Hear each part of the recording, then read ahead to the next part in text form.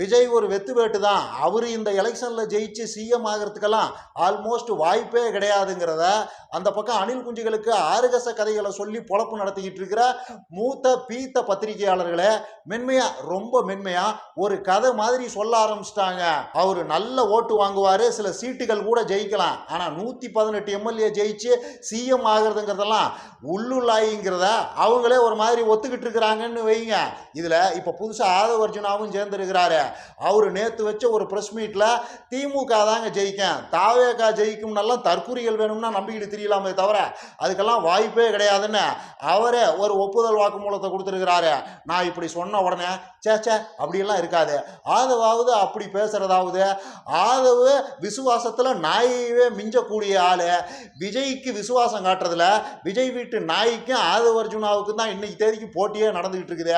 அப்படிப்பட்ட ஆதவ அர்ஜுனாவது இப்படி திமுக தான் ஜெயிக்கும்னு சொல்றதாவது அதுக்கெல்லாம் வாய்ப்பே கிடையாது.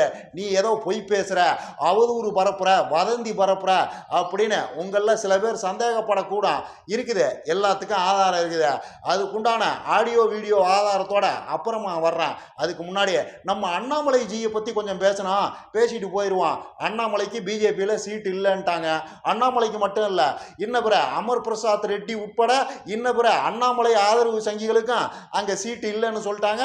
நீங்களும் பார்த்துருப்பீங்க. இதெல்லாம் எதிர்பார்த்த ஒண்ணுதான். இதை அண்ணாமலையும் எதிர்பார்த்தாரு, நாமளும் எதிர்பார்த்தது தான். அங்க அண்ணாமலைக்கு சீட்டு கொடுக்கப்பட்டிருந்தா தான், இன்னப்புற அண்ணாமலை ஆதரவு சங்கிகளுக்கு பிஜேபியில சீட்டு கொடுக்கப்பட்டிருந்தா தான் அது ஆச்சரியமான விஷயம். அண்ணாமலைக்கு சீட்டு இல்லைங்கிறதுல ஒரு ஆச்சரியமும் இல்லை. ஏன்னா அதுதான் நூலோட பவருங்கிறது. நூலின் அதிகாரத்தை மீறியெல்லாம் அங்க எதுவும் நடக்காது. ஆக்சுவலா அண்ணாமலை மோடி அமித்ஷாவை பார்த்து சூடு போட்டுக்கிட்டாரு. மோடி அமித்ஷாலாம் நூலின் அதிகாரத்துக்கு அப்பாற்பட்டு செயல்படுறாங்கல்ல. பல நேரங்கள்ல நூலால மோடி அமித்ஷாவை எல்லாம் கட்டுப்படுத்த முடியல. அப்போ நாமளும் அந்த மாதிரி வளரணும், அவங்க ரூட்லயே போவான் அப்படின்னு தான் அவரு கேடி ராகவன் வேட்டிக்குள்ள கேமரா வச்சதே. ஆனா எல்லாரும் மோடிஜி அமித்ஷாஜி ஆக முடியுமா என்ன? எல்லாராலையும் எந்நேரமும் நூலின் அதிகாரத்துக்கு அப்பாற்பட்டு செயல்பட முடியுமா என்ன? சங்கிகள்லாம் ஒத்துக்கிட்டாலும் ஒத்துக்கலனாலும் ஏத்துக்கிட்டாலும் ஏத்துக்கலனாலும் பிஜேபிங்கிறது நூலின் அதிகாரத்துக்கு கட்டுப்பட்ட ஒரு அமைப்பு தான்.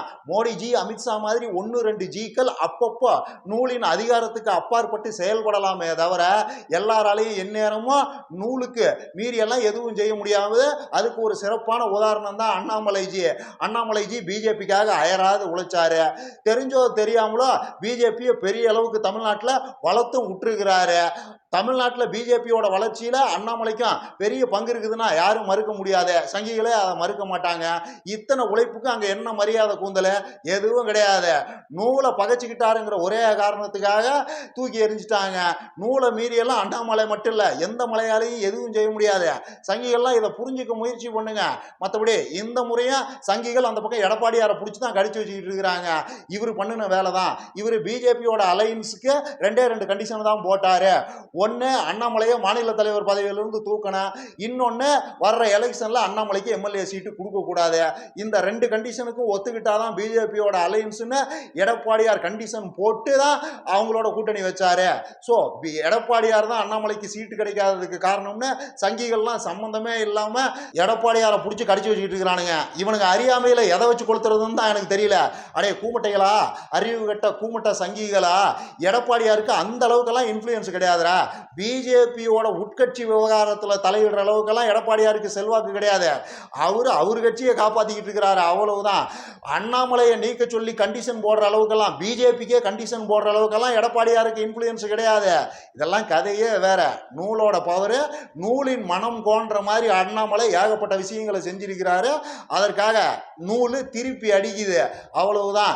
திரும்பவும் அண்ணாமலை அரசியல்ல பெரிய ஆள் ஆகணும்னா, அண்ணாமலைக்கு அரசியல்ல எதிர்காலம்னு ஒன்று இருக்கணும்னாவே நூலின் மனம் குளிர்ற மாதிரி சில பல சம்பவங்களை தொடர்ச்சியாக செய்யணும். அடுத்த சில ஆண்டுகளுக்கு அந்த மாதிரியான சம்பவங்கள்ல அண்ணாமலை ஈடுபட்டார்னா திரும்பவும் அரசியல்ல அவர் செல்வாக்கு பெறலாம், பிஜேபியில் பெரிய ஆளாகலாம். இல்லை நான் வேற ரூட்ல தான் போவேன்னா இப்படிதான் கடைசி வரைக்கும் அட்ரஸ் இல்லாத அனாமத்தாவே காலத்தை ஓட்ட வேண்டியதுதான், அவ்வளவுதான். மற்றபடி அண்ணாமலை தன் ஆதரவாளர்களுக்கான செய்தின்னு இன்னைக்கு பிரஸ் மீட்ல சில விஷயங்களை சொல்லி இருக்கிறாரு. அதாவதுன்னா எங்க கட்சிக்குள்ள எந்த குழப்பமும் இல்லைங்கன்னா, நீங்க இஷ்டத்துக்கு இஷ்டத்துக்கு எழுதுறீங்கன்னா, பல பேர் இஷ்டத்துக்கு பேசுறாங்கண்ணா. அப்படியெல்லாம் எதுவும் இல்லைங்கண்ணா. எங்களுக்குள்ள எந்த குழப்பமும் இல்லைங்கண்ணா. எனக்கும் எந்த அநீதியும் எங்க கட்சியில இழைக்கப்படலைங்கண்ணா. நான் சீட்டு கேட்கலீங்கன்னா அவங்க கொடுக்கலீங்கண்ணா. நான் மட்டும் சீட்டு கேட்டிருந்தானுங்கன்னா, அதாவதுங்கண்ணா நான் மட்டும் சீட்டு வேணும்னு கேட்டிருந்தானுங்கன்னா எல்லா தொகுதியிலையும் என்னையே நிப்பாட்டியிருப்பாங்கண்ணா. அப்படிதாங்கண்ணா. எல்லா தொகுதியிலையும் என்னையவே நிக்க சொல்லி அடம் பிடிச்சாங்கண்ணா. அதனால தாங்கண்ணா நான் சீட்டே வேண்டாம்ட்டேங்கண்ணா. மற்றபடியெல்லாம் ஒரு பிரச்சனையும் இல்லைங்கண்ணா. ஏன்னா கட்சிக்கு உழைச்சவங்கன்னு ஏகப்பட்ட பேர் இருக்கிறாங்கல்லண்ணா. அப்புறம் எல்லா தொகுதியிலையும் நானே வேட்பாளரானேன்னா, 27 தொகுதியிலையும் நானே வேட்பாளரானேன்னா நல்லா வாங்கினா இருக்கேன். அதனால மற்றவங்களுக்காக விட்டு கொடுத்துட்டாங்கன்னா, திரும்பவும் சொல்றேங்கண்ணா, நான் கேட்கலீங்கன்னா அவங்க கொடுக்கலீங்கண்ணா. அவ்வளவுதாங்கண்ணா. சும்மா வாய் இருக்குது நீங்க இஷ்ட கூந்தலுக்கு பேசக்கூடாதுங்கண்ணா, கை இருக்குதுன்னு இஷ்ட கூந்தலுக்கு எழுதக்கூடாதுங்கண்ணா. ஏன்னா ஏகப்பட்ட பேர் அப்படித்தான் சோசியல் மீடியாவில் உட்காந்து பேசிக்கிட்டு இருக்கிறாங்கண்ணா, எழுதிக்கிட்டு இருக்கிறாங்கண்ணா. அந்த மாதிரிலாம் எதுவும் இல்லைங்கண்ணா. இப்போ பாருங்கண்ணா, நான் பிரச்சாரத்துக்கெல்லாம் போவேங்கண்ணா, எனக்கு எந்த வருத்தமும் இல்லைங்கண்ணா. நேற்று கொச்சின்ல இருந்தாங்கன்னா, இன்னைக்கு சென்னை வந்திருக்குங்கண்ணா, நாளைக்கு புதுச்சேரிக்கு போவாங்கண்ணா, அடுத்த 10-15 நாளைக்கு பிரச்சாரத்தை பிரித்து மேய போகிறேங்கண்ணா. எங்களுக்குள்ள எதுவுமே இல்லைங்கண்ணா. நாங்கள்லாம் அம்புட்டு நல்லவங்களாக்குங்கண்ணா அப்படின்னு இன்னைக்கு உருட்டுன்னு உருட்டி இருக்கிறாரு அண்ணாமலை. இதையெல்லாம் அண்ணாமலை ஆதரவு சங்கிகள் எந்த அளவுக்கு நம்புவாங்கன்றத ஒரு பெரிய கேள்விதான். நம்புவாங்களா? எனக்கு நம்பிக்கை இல்லை. அந்த அளவுக்கு சங்கிகள் கூமுட்டைகள் அவங்களுக்கும் ஓரளவுக்கு அரசியல்லாம் தெரியும் தானே. இன்ன காரணத்துக்காக தான் அண்ணாமலைக்கு சீட்டு கொடுக்கலங்கிறதுல அவங்களுக்குள்ள மாற்று கருத்துக்கள் இருக்குமே தவிர உள்ள பஞ்சாயத்தெல்லாம் பெரிய அளவுக்கு இருக்குங்கிறது அவங்களுக்கும் தெரிஞ்சிருக்கும் தான். அதனால என்னை பொறுத்த வரைக்கும் சங்கிகள்லாம் இதை நம்புறதுக்கு வாய்ப்பு கிடையாது. அதனால தான் அந்த பக்கம் அண்ணாமலைக்கு அப்பாற்பட்ட என்டிஏ ஆதரவு சங்கிகள்லாம் இந்த விஷயத்தை வேற மாதிரி உருட்டிக்கிட்டு இருக்கிறாங்க. அதாவது அண்ணாமலை இந்த சில்லறை எம்எல்ஏ பதவிக்கெல்லாம் ஆசைப்படுற ஆள் கிடையாது. இந்த சில்லறை எம்எல்ஏ பதவியெல்லாம் கேட்டு வாங்கிட்டா அண்ணாமலைக்கு உண்டான மரியாதைங்கிறது போயிடும். அவருடைய இலக்குங்கிறது பெருசு. தமிழ்நாட்டுக்கு முதலமைச்சர் ஆகணுங்கிறது தான் அண்ணாமலையோட கனவு, எண்ணம் எல்லாமே. ஸோ அதை நோக்கி தான் அண்ணாமலை நகர்ந்துக்கிட்டு இருக்கிறாரு. அதுக்காக தான் இப்போ இந்த எம்எல்ஏ சீட்டையெல்லாம் போய் அங்கே நெகோசியேட் பண்ணியெல்லாம் அவர் வாங்கலை. அவர் நோக்கமே வேற. தப்பி தவறி அவர் எம்எல்ஏ ஆகிட்டா அவர் மேலேயும் அதிருப்தி வரும். அவரையும் ஏகப்பட்ட கேள்விகள் கேட்பாங்க. நீ என்னையா பண்ணேன்னு கேள்வியெல்லாம் கேட்பாங்க. அடுத்தவங்களை கேள்வியாக கேட்குற, உன் தொகுதியில் இத்தனை பஞ்சாயத்துகள் இருக்குது, அதையெல்லாம் தீர்த்தியா அப்படிங்கிற மாதிரியான கேள்விகள் அதிருப்திகள்லாம் அண்ணாமலை மேலே வரும். அது அண்ணாமலையுடைய அடுத்த கட்ட அரசியல் வளர்ச்சியவே பாதிக்கும். அதனால் இந்த ஒரு எம்எல்ஏ சீட்டை தியாகம் பண்ணோம்னா அரசியலில் பெரிய ஆளாயிரலாம்ங்கிறது தான் அண்ணாமலையோட கணக்கு. அதுக்காக தான் அவர் இந்த சீட்டை வேணான்ட்டாரு. மற்றபடிக்கு கட்சிக்குள்ளேயெல்லாம் ஒரு பிரச்சனையும் இல்லை. இவர் கேட்டிருந்தா அவங்க எல்லா தொகுதியுமே இவருக்கு கொடுத்துருப்பாங்க, அவ்வளவுதான் அப்படிங்கிற மாதிரி சங்கிகள் அந்த பக்கம் முரட்டுத்தனமாக முட்டி என்டிஏவுக்கு ஓட்டு போடுறதுக்கு சங்கிகளை தயார் பண்ணிக்கிட்டு இருக்கிறாங்க. அதாவது அண்ணாமலை ஆதரவு சங்கிகளை இந்த விஷயத்தில் கோவிச்சுக்கிட்டு அந்த பக்கம் வேற எந்த கட்சிக்கும் அண்ணாமலை ஆதரவு சங்கிகள்லாம் ஓட்டு போட்டுறக்கூடாது இல்லையா, அதுக்காக ஒரு மாதிரி தம் கட்டிக்கிட்டு இருக்கிறாங்க. இதையெல்லாம் கீழே இருக்கிற கூமுட்ட சங்கிகள் எந்த அளவுக்கு நம்புவாங்கன்னு நமக்கு தெரியாது. அவங்க இதை நம்புறாங்களா இல்லையாங்கிறத தாண்டி இதில் ஒரு உண்மை இருக்க தான் செய்யுது. இந்த முட்டுல கணிசமான அளவுக்கு உண்மை இருக்க தான் செய்யுது. அதாவது அண்ணாமலையும் கிட்டத்தட்ட சீமான் கேட்டகரி ஆள் தான். சீமான் எப்படியே அவரோ அவர் கட்சிக்காரங்களோ தப்பி தவறி கூட ஒரு எம்எல்ஏ ஜெயிச்சிடக்கூடாதுங்கிறதுல ரொம்ப குறியா இருந்து வேலை பார்க்குறாங்களோ அந்த மாதிரி தான் அண்ணாமலையும் வேலை பார்த்துக்கிட்டு இருக்கிறாரு. ஏன்னா அந்த பக்கம் சீமானுக்கும் ஒரு எம்எல்ஏ ஜெயிச்சாலும் அவரோட அரசியல்ங்கிறது முடிவுக்கு வந்துடும். ஏன்னா ப்ராக்டிக்கலாக தெரிஞ்சு போயிடும். எம்எல்ஏ பதவினா என்ன, அதுக்குண்டான அதிகாரம்ங்கிறது என்ன, அதுக்குண்டான ரெவென்யூ சோர்ஸுங்கிறது என்ன, அதை வச்சுக்கிட்டு ஒரு தொகுதியில் என்ன பண்ண முடியும் என்ன பண்ண முடியாதுங்கிறதெல்லாம் பட்டவர்த்தனமாக பளிச்சுன்னு தெரிஞ்சு போயிடும். அதுக்கப்புறம் அண்ணனுக்கு ஏது அரசியல் ஆட்டு பண்ண அதிபர் அதை பண்ண போகிறேன் இதை பண்ண போகிறேங்கிறதுக்கெல்லாம் எந்த மீனிங்கும் இல்லாமல் போயிடும். அதே தான் அண்ணாமலை கணக்கம். அண்ணாமலையும் நாளைக்கு தப்பி தவறி ஜெயிச்சு எம்எல்ஏ ஆகிட்டாருன்னா அதை அப்படி பண்ணியிருக்கலாம், இதை இப்படி பண்ணியிருக்கலாம், அதையும் அப்படி பண்ணலை இதையும் இப்படி பண்ணலன்னு ஏகப்பட்ட கேள்விகளையா கேட்குறாருல அண்ணாமலை. அதுக்குண்டான வாய்ப்பு எல்லாம் அவர் இழந்துடுறாரு. அடுத்த கேள்வியை உன் தொகுதியில் இருக்கிற பஞ்சாயத்தை முதல்ல போய்ப்பாரு, அங்கே நீ என்னத்தை அறுத்த என்னத்தை புடுங்கின அப்படிங்கிற கேள்வியெல்லாம் எதிராட்கள் ஈஸியாக கேட்கறதுக்கு உண்டான வாய்ப்பாக அது அமைஞ்சிடும். அதனால் அண்ணாமலை அந்த மாதிரி எந்த பதவியிலும் இல்லாமல் வெறுமனே கேள்வி கேட்கறதையே தான் விரும்புகிறாரு. கேள்வி கேட்கறதின் மூலமாகவே அரசியலில் அடுத்த கட்டத்துக்கு போயிட முடியுங்கிறது அண்ணாமலையுடைய அசைக்க முடியாத நம்பிக்கை. அதனால் அண்ணாமலை இந்த மாதிரி எம்எல்ஏ பதவிக்கெல்லாம் ஆசைப்படலன்னு இவங்க கொடுக்குற முட்டில் ரொம்ப சின்னதாக ஒரு நியாயம் இருக்க தான் செய்யுது. மற்றபடி நூலாண்டிகளோட மனதை மகிழ்விக்காம அந்த மாதிரியான செயல்களில் தொடர்ச்சியாக ஈடுபடாமல் அண்ணாமலைக்கு அரசியலில் எதிர்காலம்ங்கிறதே கிடையாது. இது நம்ம எல்லாத்தோட மலைக்கு நல்லாவே தெரியும். அதை நோக்கி தான் நகருவார். பார்க்கலாம் என்ன பண்ணுறாருன்னு. ரைட். இப்போ அந்த ஆதரவு அர்ஜுனா கொடுத்த ஒப்புதல் வாக்குமூலத்துக்கு வர்றேன். 16 தொகுதியில 13 தொகுதி திமுக மிகப்பெரிய அளவில் சென்னையில ஜெயிக்கும். 16 தொகுதியில 13 தொகுதி திமுக மிகப்பெரிய அளவில் சென்னையில ஜெயிக்கும். கேட்டீங்களா? சென்னையில் இருக்கிற 16 தொகுதிகள்ல 13 தொகுதிகள்ல திமுக தான் மிகப்பெரிய வெற்றியை பெறும்னு ஆதவ அர்ஜுனாவே அழுத்தம் திருத்தமா சொல்றாரு. அதை கேட்டீங்களா? ஆக்சுவலா இது ஏஐ வீடியோவோ இல்ல வெட்டி ஒட்டுனதோலாம் கிடையாது. நேத்து பிரஸ் மீட்ல அந்த ஆள் வளர்ன விஷயம்தான். ஆக்சுவலா உள்ள இருந்து சொன்னாரா என்னன்னு நமக்கு தெரியாது. ஆனா வாய் தவறி வந்துருச்சு, ஒரு ஃப்ளோவில் வந்துருச்சு, ஒரு மாதிரி டங்கு ஸ்லிப் ஆகி சொல்லிட்டாருன்னு வைங்க, அவ்வளவுதான். இது அவர் சொன்னதுதான். ஏஐ வீடியோவோ வெட்டி ஓட்டுனதெல்லாம் ஒன்றும் கிடையாது. நீங்கள் இந்த வீடியோவை சந்தேகப்படவெல்லாம் தேவையில்லை.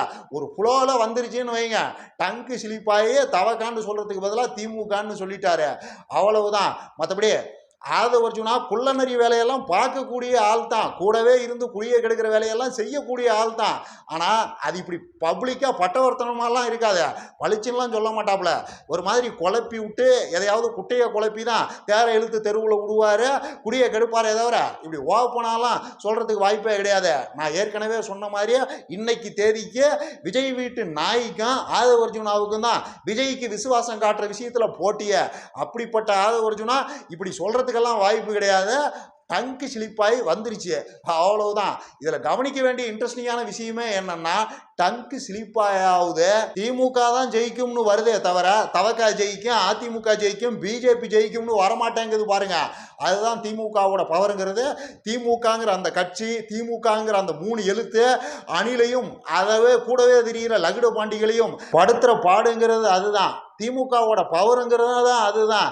இவங்களால தவிர்க்கவே முடியல பாருங்க. தப்பி தவறி கூட டங்கு சிலிப்பாய் கூட திமுகன்னு தான் வருதே தவிர அதிமுகன்னோ அவங்க கட்சி பேரோ வரலை.